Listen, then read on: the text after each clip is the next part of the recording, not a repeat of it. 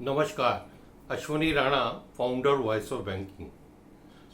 आज जो विषय पे हम चर्चा करने वाले हैं, बात करने वाले हैं, वो है बैंकों के पेंशनर्स और रिटायरीज के मुद्दे। क्या बैंकों के पेंशनर्स और रिटायरीज यूएफबीयू यानी United forum of bank unions के रहमो करम पर जिंदा रहेंगे, या क्या हम उनके रहमो करम पर जिंदा हैं?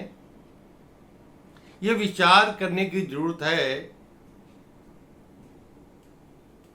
5 लाख से ज्यादा बैंक रिटायरीज और पेंशनर्स हैं, लेकिन हमारे जो मुद्दे हैं, जो हमारे डिमांड्स हैं, उसकी चिंता तो सरकार कर रही है और सरकार ने कुछ मुद्दों को सॉल्व किया है, कुछ डिमांड्स को माना है। हम सभी जानते हैं, चाहे फैमिली पेंशन का इशू हो, चाहे 2002 से पहले के रिटायरीज के डीए का न्यूट्रलाइजेशन का इशू हो, चाहे रिजाइनीज के दोबारा पेंशन ऑप्शन का इशू हो, स्टेट बैंक के पेंशन का इशू हो, रिजर्व बैंक के पेंशन का इशू हो, सरकार ने सब विषयों पर संज्ञान लिया है और आगे भी वो करेंगे, ऐसी आशा है और सरकार उसमें लगी है। लेकिन ये जो यूएफबीयू के कुछ नेता ये ढिंढोरा पीट रहे हैं कि वो पेंशनर्स रिटायरीज के मुद्दों के ऊपर आईबी के साथ बात कर रहे हैं, लड़ाई लड़ रहे हैं, ये एक बहुत बड़ा धोखा है।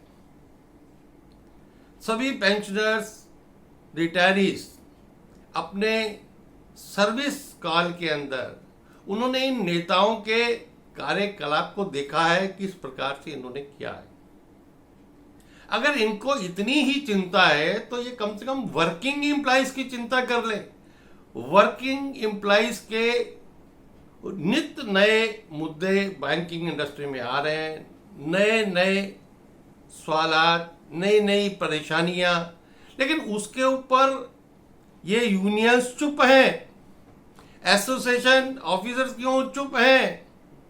अंत में वो जो एम्प्लॉइज हैं, जब उनको इन यूनियन और एसोसिएशन से कोई सपोर्ट नहीं मिलती तो बेचारे फर्जी आईडी से सोशल मीडिया के ऊपर अपनी भड़ास निकालते हैं, अपने इशू को उठाते हैं।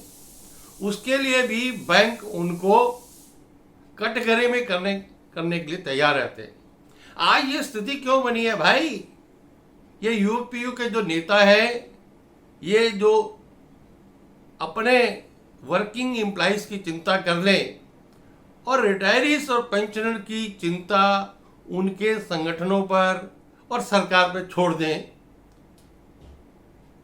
मुझे लगता है कि रिटायरीज के बहुत सारे संगठन काम कर रहे हैं, सब अपने अपने तरीके से काम में लगे हैं, लेकिन कुछ जो अभी बाकी मुद्दे बचे हैं, पेंशन अपडेशन का हो और हेल्थ का, दो एक बड़े मुद्दे हैं जिस पर मुझे लगता है कि उनको एक प्लेटफॉर्म पर आकर यूनाइटेड दिख कर, होकर नहीं, क्योंकि होने का प्रयास तो अभी पीछे दिल्ली में किया गया।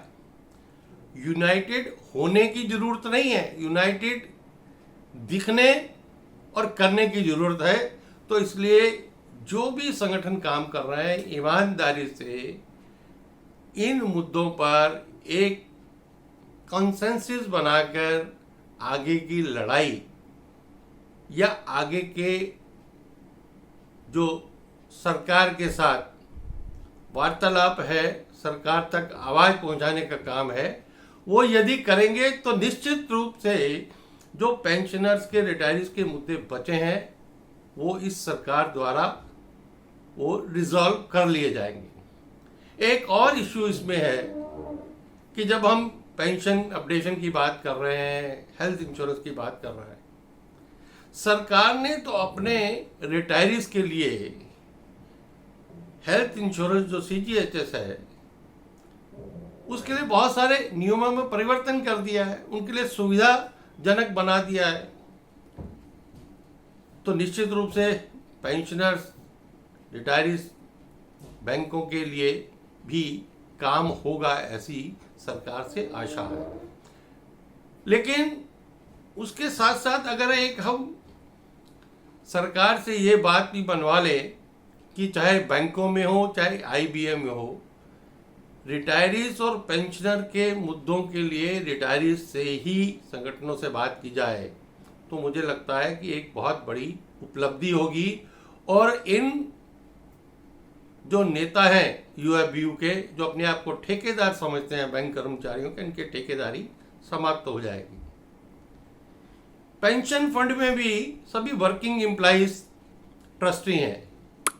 भाई पेंशन फंड का पैसा जो स्टेक है वो तो रिटायरीज का है, तो उसमें भी रिटायर्ड एम्प्लॉइज का पार्टिसिपेशन हो, उनको वहाँ पर ट्रस्टी के रूप में रखा जाए, इसके ऊपर भी सरकार से बात होनी चाहिए। आशा है आने वाले बजट में सरकार बैंक रिटायरीज पेंशनर के हेल्थ के ऊपर भी कुछ घोषणा करे। अभी सरकार ने अपने मैनिफेस्टो में 70 साल से ऊपर सीनियर सिटीजन के लिए आयुष्मान भारत में कवर करने के लिए बात कही है, लेकिन बैंक के जो रिटायर्ड और पेंशनर हैं उनके स्वास्थ्य की चिंता रिटायरमेंट के बाद से ही शुरू हो जानी चाहिए। वो बैंक लेवल पर हो, आईबीए लेवल पर हो या सरकार के लेवल पर हो, उसका एक संयुक्त प्रयास भी मुझे लगता है हम सब मिलकर करेंगे तो आने वाले दिनों में हम इन सवालों को, इन मुद्दों को सरकार से रिजॉल्व करवा लेंगे, ऐसी आशा रखता हूं। और धन्यवाद। मेरी इस वीडियो को अच्छा लगा हो तो कृपया लाइक करें, शेयर करें और चैनल को भी सब्सक्राइब करें ताकि और बहुत सारी बातें आप तक पहुंचे। कई बार देखता है कि कुछ हमारे मित्र रिटायरीज कुछ भी आया उसको आगे सर्कुलेट करते हैं, करना चाहिए, लेकिन उसकी ऑथेंटिसिटी देखे जाने बिना हम सिर्फ उसको कंफ्यूजन पैदा करने के लिए कोई भी ना सर्कुलर ना मैसेज हम मार्केट में डालें, क्योंकि लोग कुछ सिर्फ इसी काम में लगे रहते हैं कि कुछ भी आया उसको आगे भेज दिया जाए।